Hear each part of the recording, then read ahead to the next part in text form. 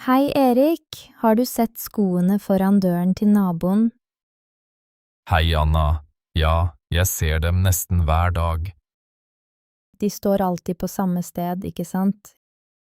Ja, det er sant. Hver dag når jeg går til heisen. Det er litt rart. Hvorfor tar han ikke skoene inn? Kanskje han liker at de står ute, kanskje på grunn av lukten. Eller han har ikke plass i gangen sin? Ja, men det er litt upraktisk for oss, synes jeg.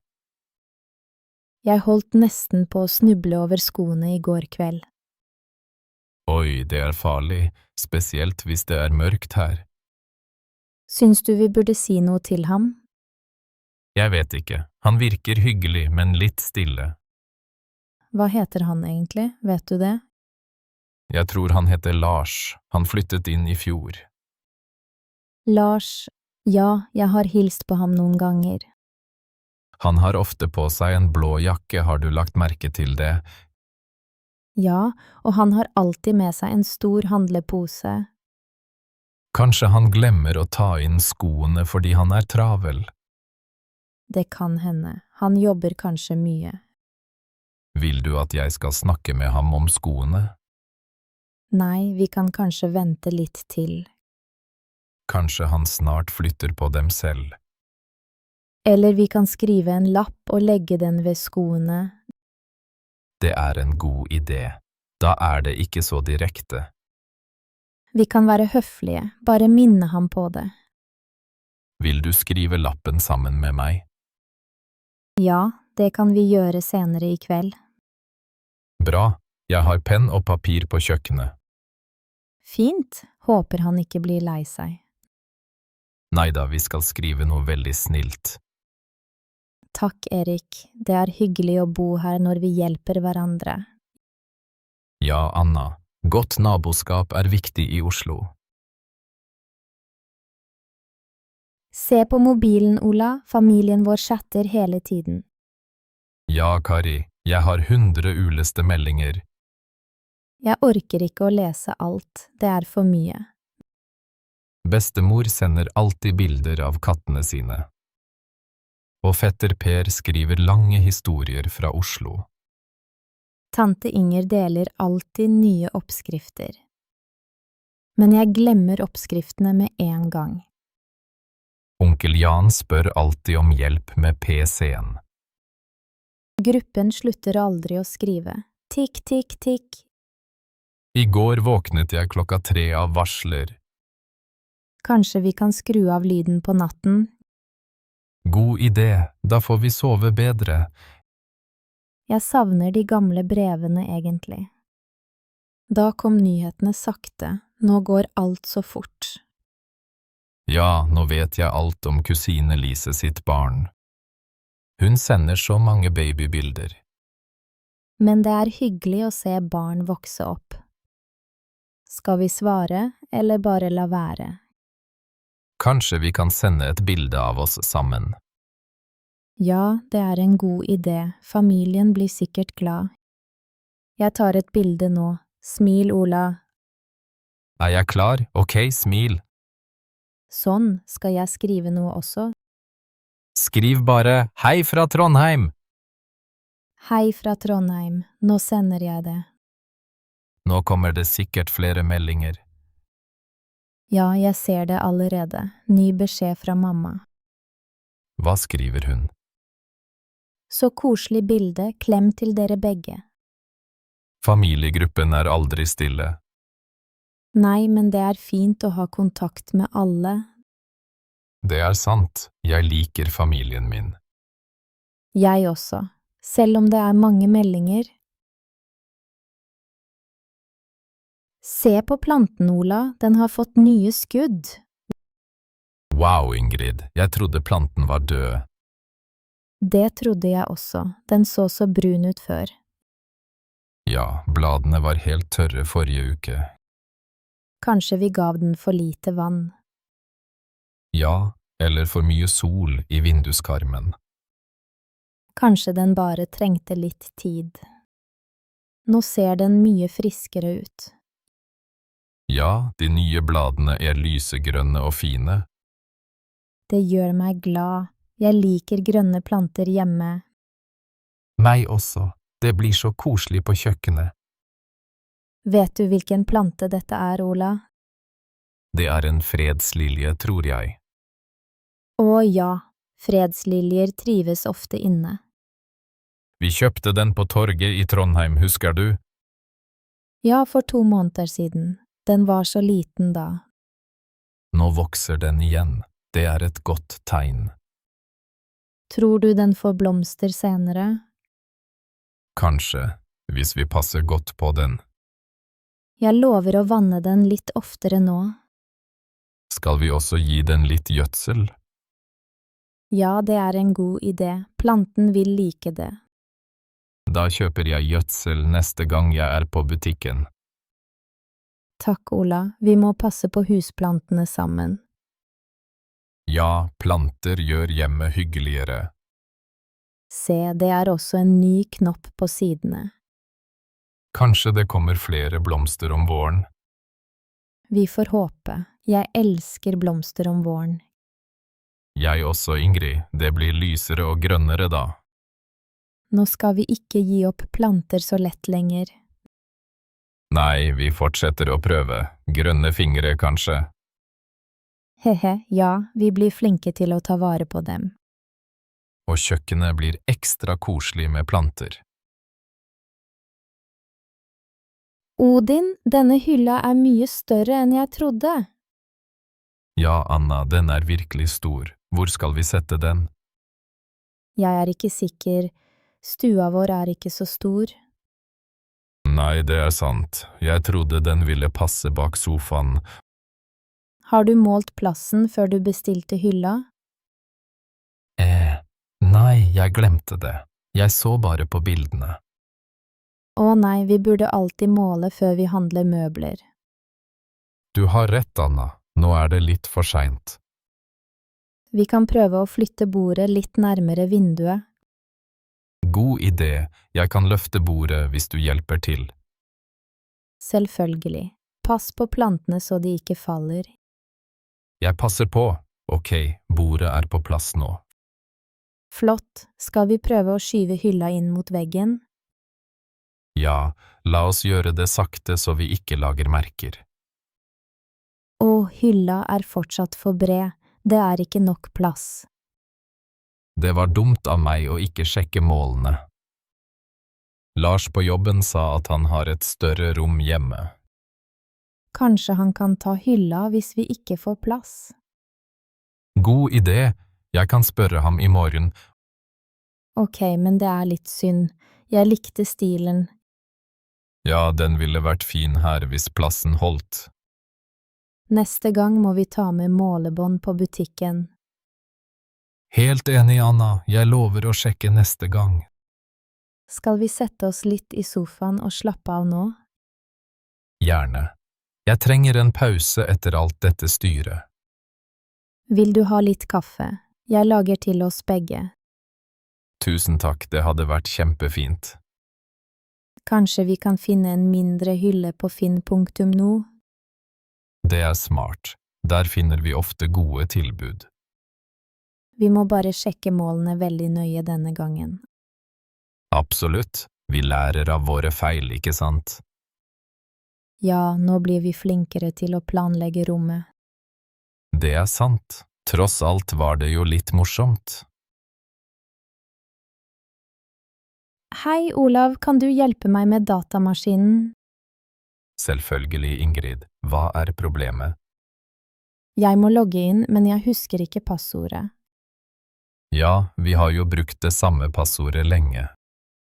Hvor mange år har hele familien brukt det nå? Jeg tror det er mer enn 10 år. Det er utrolig lenge. Er det trygt, tror du? Kanskje ikke. Vi bør kanskje bytte snart. Ja, men jeg liker at det er lett å huske. Det står skrevet her, ser du. På denne lappen? Ja, sommerferie 2009. Veldig enkelt. Haha, det var året vi var i Bergen. Stemmer. Mange gode minner fra Bergen. Men kanskje barna vet passordet også? Ja, de bruker det til wifi og Netflix også. Kanskje vi burde ha et nytt passord etter hvert. Enig, det er sikkert lurt. Vil du lage et nytt, eller skal jeg gjøre det? Kan vi finne på noe sammen? Ja, kanskje noe med navnet til katten vår? Flott idé. Milo 2020-feiret, kanskje? Det er enkelt å huske, men litt for kort, kanskje. Ja, man bør ha både tall og bokstaver. Hva med Milo Oslo 2024? Det er litt lengre. Perfekt. Da husker vi det alle sammen. Vil du skrive det ned og legge lappen her? Ja, jeg setter den under tastaturet. Bra, så mister vi den ikke så lett. Skal vi fortelle barna om det nye passordet? Ja, jeg sender en melding til dem straks. Takk for hjelpen, Olav. Nå kan jeg logge inn.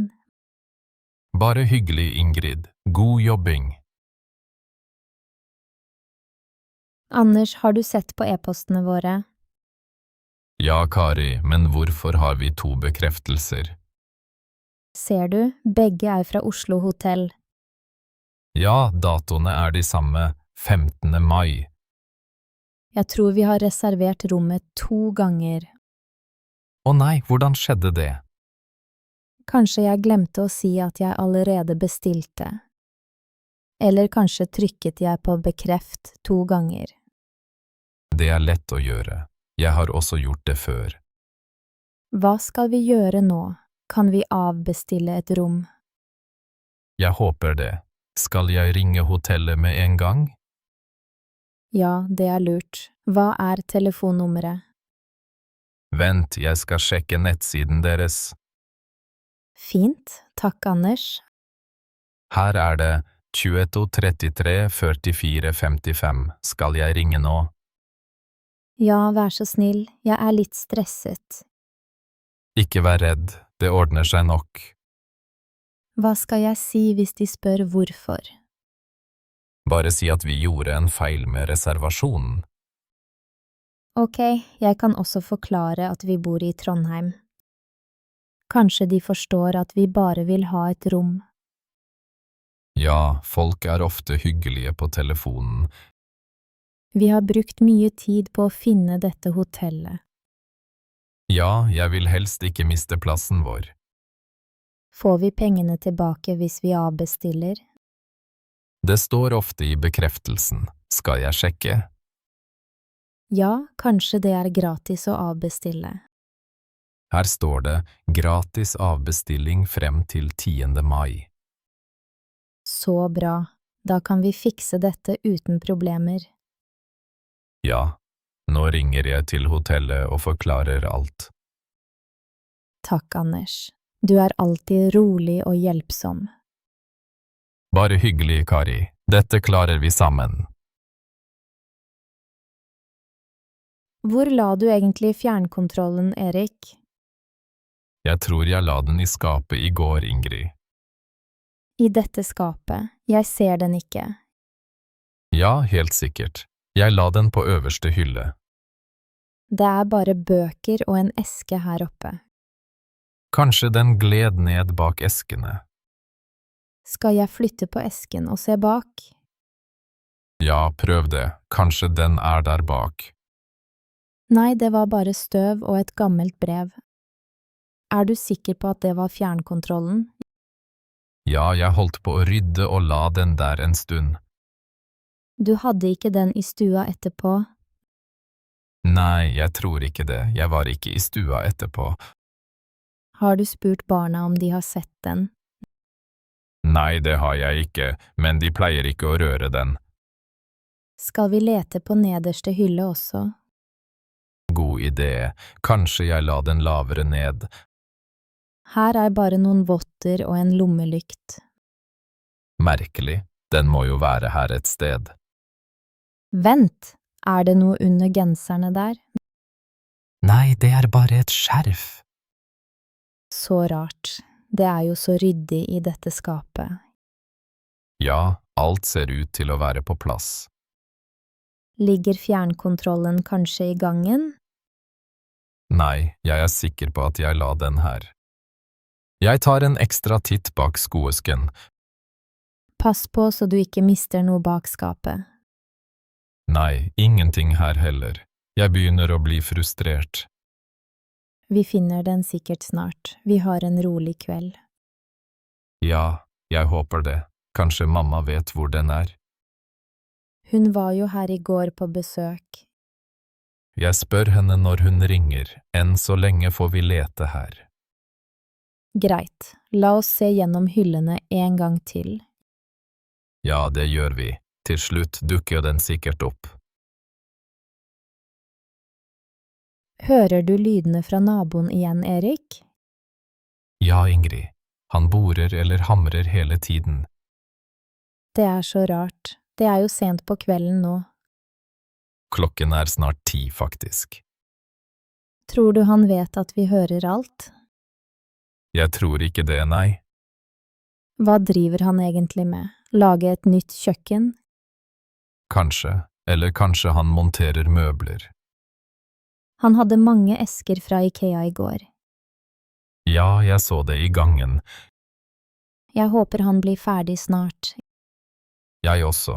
Jeg trenger ro for å sove. Skal vi si ifra til ham? Vi kan gjøre det, men jeg vil ikke mase. Han virker hyggelig, men dette er slitsomt. Kanskje han ikke har tid på dagen. Han jobber sikkert mye. Oslo er dyrt. Sant.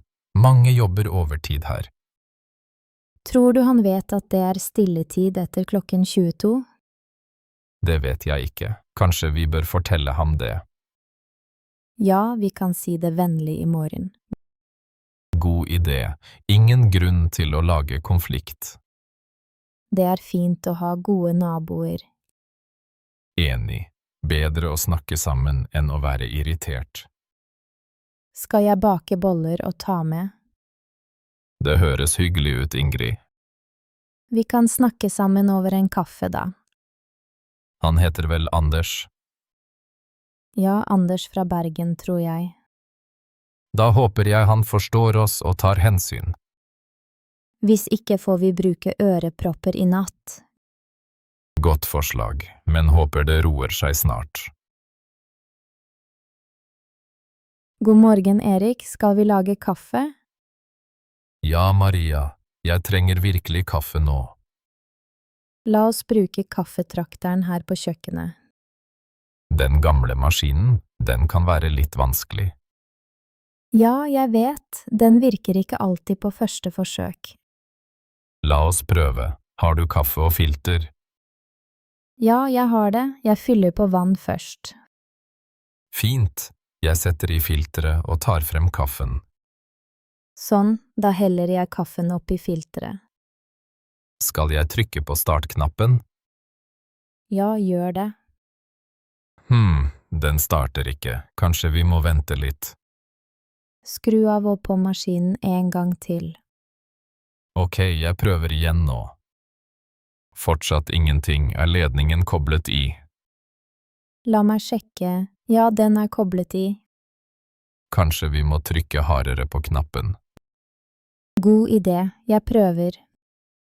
Nå, jeg hører en lyd. Flott!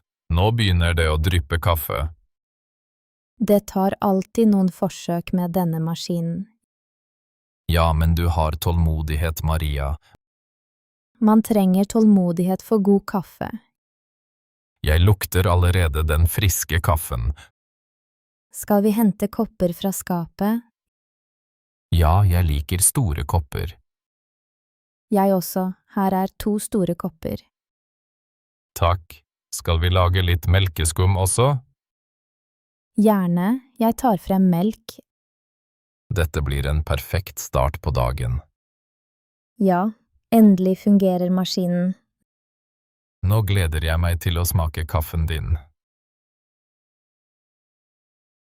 Se på denne gamle genseren hans. Skal vi kaste den? Nei, Kari. Jeg liker denne genseren veldig godt. Men den er veldig slitt og har hull på armen. Jeg vet, men den er så varm og komfortabel. Vi har mange andre gensere i skapet. Ja, men ingen er som denne. Jeg fikk den av mamma. Og fikk du den i julegave? Ja, hun kjøpte den til meg for 10 år siden. Da forstår jeg at den betyr mye for deg. Den minner meg om barndomsjula hjemme i Bergen. Den ser veldig myk ut. Jeg har også brukt den. Gjorde du? Jeg trodde bare jeg brukte den. Nei, jeg bruker den ofte når jeg fryser. Det visste jeg ikke. Kanskje vi begge liker den. Vi kan ikke begge ha den på samtidig. Det stemmer, men jeg vil ikke kaste den. Jeg vil heller ikke det nå. Den har mange minner. Hva med å reparere hullet? Jeg kan prøve å sy den. Jeg har nål og tråd. Takk, Kari. Det hadde vært flott. Men vi må vaske den først. Den lukter litt rart. Ja, det er nok sant. Den har vært i skapet lenge. Da vasker jeg den i kveld og syr den i morgen. Veldig snilt av deg. Jeg setter pris på det. Vi kan dele genseren. Du en uke, jeg en uke. Ja, det høres rettferdig ut. Genseren vår. Genseren holder oss begge varme i vinter. Det gjør den. Takk for at du ikke vil kaste den. Takk for at du delte historien med meg. Bare hyggelig. Skal vi legge genseren på sengen? Ja, vi gjør det. Den får hvile litt nå. Greit. God idé, Kari.